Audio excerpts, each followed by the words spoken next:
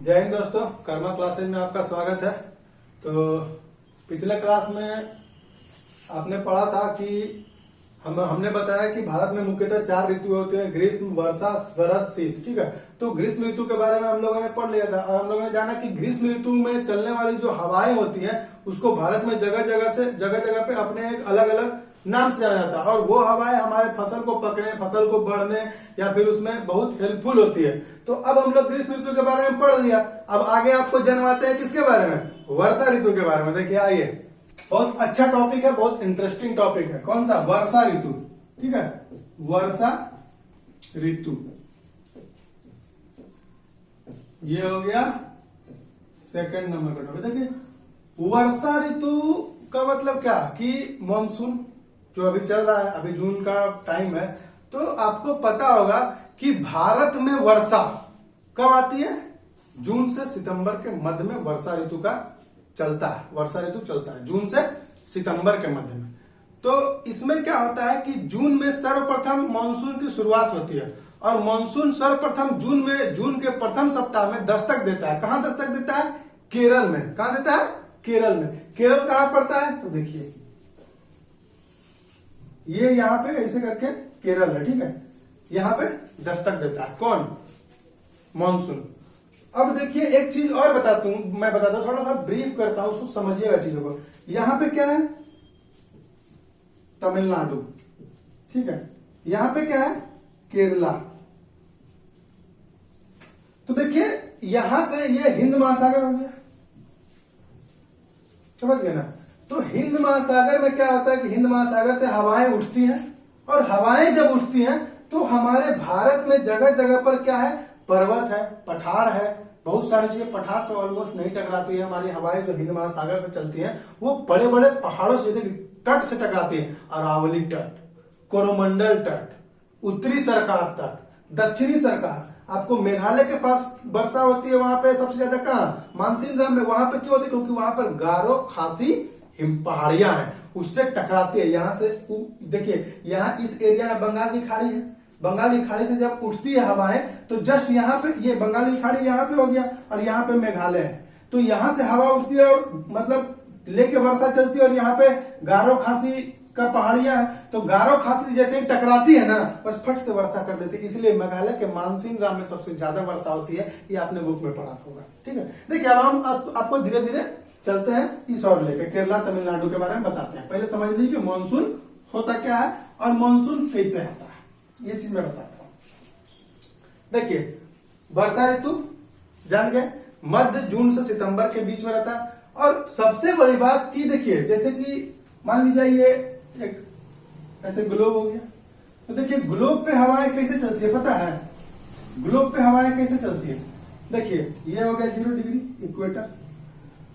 Globe जो होता है वो हम लेते हैं, वो इस आकार में रहता है, इसे चौकोर रहता है, जो लेते हैं उसमें ऐसे ही बन गया। तो हवाएं जो होती है ना, वो ऐसे चलती है। ये देखिए, इधर से ऐसे चलेगी। ठीक है, इसको कहते हैं दक्षिण पश्चिम। देखिए, इधर से चला, इधर से। ठीक है, ये हो गया। या इधर से ऐसे चलती है, या इधर से ऐसे चलती है, या इधर से ऐसे चलती है। समझ गए ना चीजों को? तो देखिए, हमारा जो भारत में हवाएं सबसे ज्यादा मानसून किससे आता है? दक्षिण पश्चिम मानसून से। ठीक है, दक्षिण पश्चिम जो हवाएं चलती हैं उससे हमारे भारत में सर्वाधिक वर्षा होती है। लेकिन हमारा जो भारत है वो, हमारा मतलब कि भारत नीचे की ओर जो है, मतलब साउथ में क्या करता है भारत? साउथ में यहाँ पर जो है, एक यहाँ पे बंगाल की खाड़ी है और एक यहाँ पे हिंद महासागर है। ठीक है, तो हमारे भारत का प्रायद्वीपीय होने के कारण हमारे भारत में जो मानसूनी वर्षा होती है उसका केंद्र 2 को माना जाता है। उसको 2 भागों में विभाजित किया गया है। 2 भागों में कौन कौन?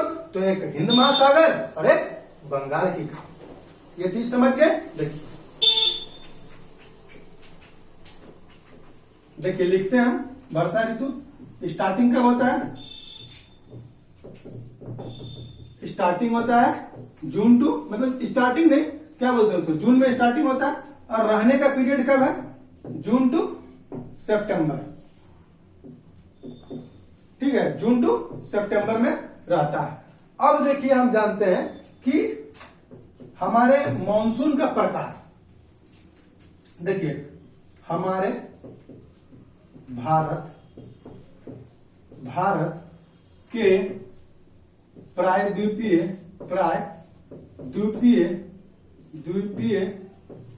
होने के कारण भारत के मानसून को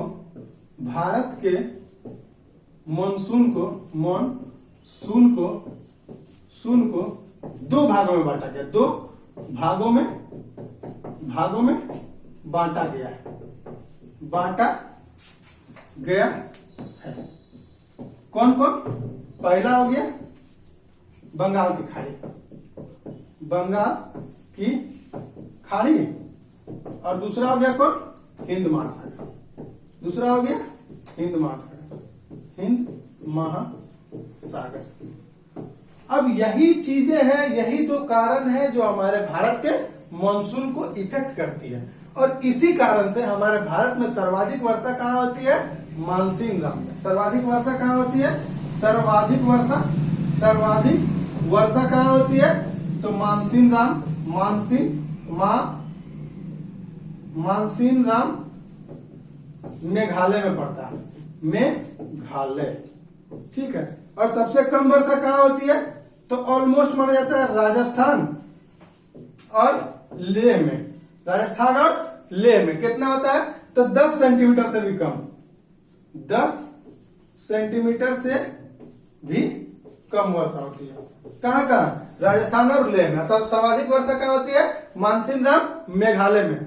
अब देखिए एक चीज मैं बताता हूं कि उत्तर भारत में जो होता है, जैसे कि जम्मू कश्मीर हो गया, पंजाब हो गया, ठीक है, हिमाचल हो गया, ये सब में जानते हैं क्या होता है? ये बंगाल की खाड़ी से, मतलब ये तो जैसे उत्तर भारत में जो उत्तर भारत का एरिया है, इसे उत्तर भारत में, वो बंगाल की खाड़ी और हिंद महासागर से बहुत दूर पड़ता है, बहुत ज्यादा डिस्टेंस है। तो वहां तक उसकी हवाएं जो चलती हैं, समुद्र लहरें वाली हवाएं जो पानी लेके चलती हैं, और वहां पे वो टकराती हैं ये अरावली से, और अरावली से जम्मू बहुत दूर पड़ता है, क्योंकि अरावली पड़ता है आपको ऑलमोस्ट राजस्थान और मध्य प्रदेश वाले एरिया में।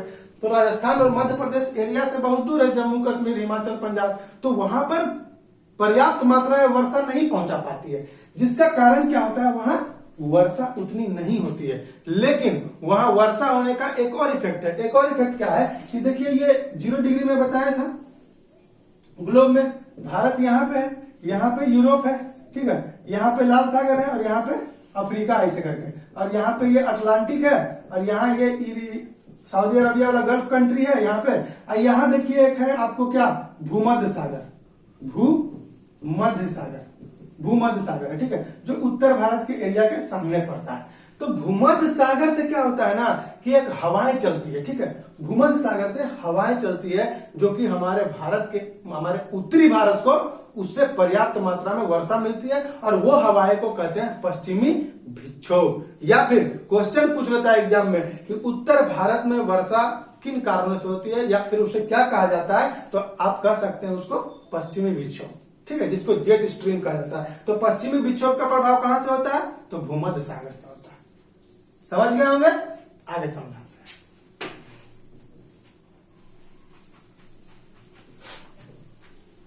ये चीज समझ गया, जून से सितंबर। अब देखिए एक चीज मैं बताता हूं कि एग्जाम में अब क्या कर रहा है कि क्वेश्चन, मतलब कि बुक में आप उस चीज को समझ नहीं पा रहे हैं कि ये एग्जाम के पॉइंट ऑफ व्यू से इंपॉर्टेंट है या नहीं। आपको लगता है कि छोटी छोटी चीजें एग्जाम में नहीं पूछते। हाँ, नहीं पूछती थी, बट अब छोटी छोटी चीजों को ज्यादा फोकस किया जा रहा है एग्जाम में। जैसे मैं एक छोटा सा उदाहरण देना चाहता हूं आपके सामने। देखिए क्या कि महाराष्ट्र में, मतलब मुंबई में वर्षा होती है, तो मुंबई में 2 एरिया है, ठीक है, एक है। तो एग्जाम में क्या पूछा था ना कि वो बहुत अच्छे लेवल का कोई एग्जाम था, आई डोंट नो, मतलब याद नहीं आ रहा मुझे, बट मैंने टेस्ट में एग्जाम में एक क्वेश्चन देखा था कि महाराष्ट्र का कौन सा जिला है जो वृष्टि छाया प्रदेश में आने के कारण वहां वर्षा की बहुत कम मात्रा पहुंच पाती है, बहुत कम, मतलब नाम मात्र होती ही नहीं है वर्षा। तो देखिए मैं बताता हूं, सबसे पहले आप जानिए कि वृष्टि छाया प्रदेश क्या है। वृष्टि छाया प्रदेश, देखिए ये आपको, मुझे एफकेट के पेपर में पूछा था वृष्टि छाया का मतलब। देखिए क्या कि जैसे कि भारत, मतलब एक एरिया हिमालय है ना, ऐसे हिमालय, ये भारत का एरिया ऐसे हो गया, तो यहाँ पे ऐसे हिमालय है। तो हमसे पूछा था कि हिमालय के वृष्टि छाया प्रदेश में कौन सा देश पड़ता है। ऑप्शन था आपको चीन, जापान, फिर उसके बाद था मंगोलिया और एक था फ्रांस। ठीक है, ऑप्शन था चीन, जापान, मंगोलिया और था एक फ्रांस। देखिए हिमालय ये हो गया, यहां से यहां तक इसका विस्तार है। उत्तर में भारत का ये चौहद्दी बनाता है, उत्तर में हिमालय। तो हिमालय के जस्ट बगल में कौन सा है? तिब्बत है और मंगोलिया है। तो हिमालय जो है ना, हिमालय ऐसे खड़ा है। अगर यहां से ये अरब सागर से अगर वर्षा चली या समुद्री पवनें चलती है, यहाँ पे क्या है, ये देखिए भारत का ऐसे मैप बना देता हूं मैं पहले। ठीक है,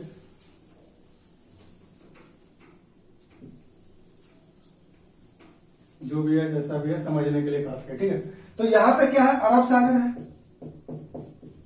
अरब सागर है, यहाँ पे हिंद महासागर है, हिंद महासागर है। ठीक है, तो अरब सागर से जब हवाएं चलती है ना, तो ये क्या करती है कि यहां से चली और ये गारो खासी समय भी टकराती होगी और ये हिमालय में जाकर, तो हिमालय की ऊंचाई 8,850 मीटर है।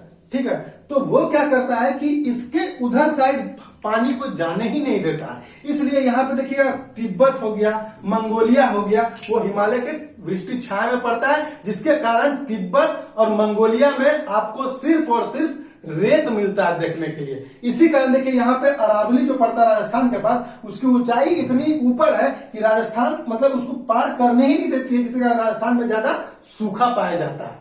इसलिए पूछा था हमसे क्वेश्चन कि हिमालय के वृष्टि छाया प्रदेश में कौन सा देश पाया जाता है, तो उसका सही जवाब था मंगोलिया।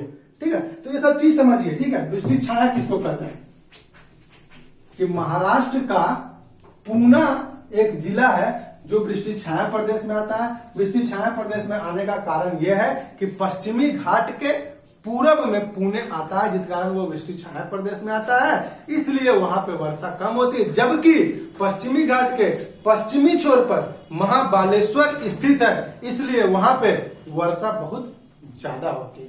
ये चीज समझ गए होंगे। ऑलमोस्ट ये खत्म हुआ वर्षा ऋतु। अब एक छोटी सी चीज मैं आपको बताता हूं जो आपने नॉर्मली पढ़ा होगा कि लौटते हुए मानसून से वर्षा कहां होती है, तो तमिलनाडु में। क्यों होती है ये मैं बताऊंगा।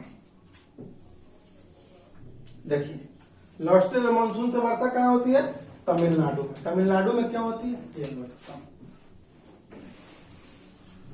देखिए, हिंद महासागर से चली, बंगाल की खाड़ी से चलती है, दो जगह से मैं आपको बताया कि चलती है। अब आप इस चीज को समझिए कि कहीं भी वर्षा होने का कारण क्या है, वहां की पहाड़ियां उससे टकराएगी तो वर्षा होगी। तो तमिलनाडु जहां पे पड़ता है ना, ये एरिया तमिलनाडु का है और यहां से ऐसे केरल है। ठीक है, तो देखिए तमिलनाडु जो पड़ता है ना, तमिलनाडु में एक तट पाया जाता है जिसको बोलते हैं कोरोमंडल तट। ठीक है, तो कोरोमंडल तट जो होता है ना, वो साउथ वेस्ट मानसून, यानी जब दक्षिण पश्चिम मानसून चलती है तो कोरोमंडल की तट है ना, वो ऐसे है। कैसे? ऐसे, इस टाइप से। ठीक है, इस टाइप से, मतलब ऐसे है ना कि ये जब साउथ वेस्ट वाली मानसून ऐसे चलती है ना, तो कोरोमंडल की तट वो उसको समांतर में रखती है, ऐसे समांतर में हो जाती है। समझ गए? जिस टाइप से चलेगी, समांतर का मतलब क्या होता है, पैरेलल। पैरेलल का मतलब क्या, ऐसे तो भी ऐसे कहीं एक दूसरे को प्रतिच्छेद नहीं करेंगे। जब किसी को वो प्रतिच्छेद नहीं करे, यानी कि वो महासागरीय दाब या महासागरीय पवनों को जब वो रोकेगी नहीं, तो वर्षा होगी नहीं। सिंपल सी बात है। मैंने आपको बताया कि वो वर्षा होने के लिए महासागरीय उत्पन्न हवाओं को पहाड़ों या पर्वतों या तटों से टकराना होता है, जिस कारण वर्षा होती है। और ये तमिलनाडु का कोरोमंडल तट मानसूनी हवाएं जो हिंद महासागर से चलती है उसके समांतर में पड़ता है, इसलिए तमिलनाडु में दक्षिण पश्चिम मानसून से वर्षा नहीं होती है। आपसे क्वेश्चन पूछ लेता है कि तमिलनाडु में होने वाली वर्षा किससे होती है, तो आप जानिएगा तब ना बताइएगा। तो जनवाते हैं, देखिए हम बताते हैं। जब इधर से नहीं हुई ना, तो जब इधर से चलती है, मतलब इधर उत्तर पूर्वी मानसून जब चलती है, उत्तर से आ रही है पूरब की ओर जा रही है, दक्षिण से आ रही है पश्चिम की ओर जा रही है, यही होता है नामांकन। दक्षिण से आ रही है पश्चिम की ओर जा रही है, दक्षिण पश्चिम। उत्तर से आ रही है पूरब की ओर जा रही है, यानी उत्तर पूर्वी। तो उत्तर पूर्वी जब मानसून इधर से आती है, अमेरिका यूरोप सब टच करते हुए जब भारत में प्रवेश करती है, तो उत्तर पूर्वी मानसून से कोरोमंडल का तट सामने पड़ जाता है, जो उसके रास्ते में बाधक पड़ता है, इसलिए उसको रोकती है और तमिलनाडु में भारी मात्रा में वर्षा कराती है। इसलिए कहा जाता है उत्तर पूर्वी मानसून आने का समय होता है ग्रीष्मकालीन ऋतु, और ग्रीष्मकालीन ऋतु में तमिलनाडु में वर्षा होती है उत्तर पूर्वी मानसूनी से। यह चीज बहुत अच्छी चीज थी, आप समझ गए होंगे। ठीक है, अलविदा दोस्तों। मिलते हैं अगले क्लास में। बहुत अच्छे से मैंने चीजों को ब्रीफ किया, आराम से, एक बार में नहीं समझ में आता, 2 बार देखिए, 3 बार देखिए, देखते रहिए, देखते मत रहिए, टाइम बर्बाद हो जाएगा। 2-3 बार में समझ में आ जाए, उतना कोई ज्यादा टफ नहीं बताया, ठीक है। तो मिलते हैं इसी के साथ अगले लेक्चर में, तब तक के लिए खुश रहिए, सुरक्षित रहिए। जय हिंद, जय बिहार।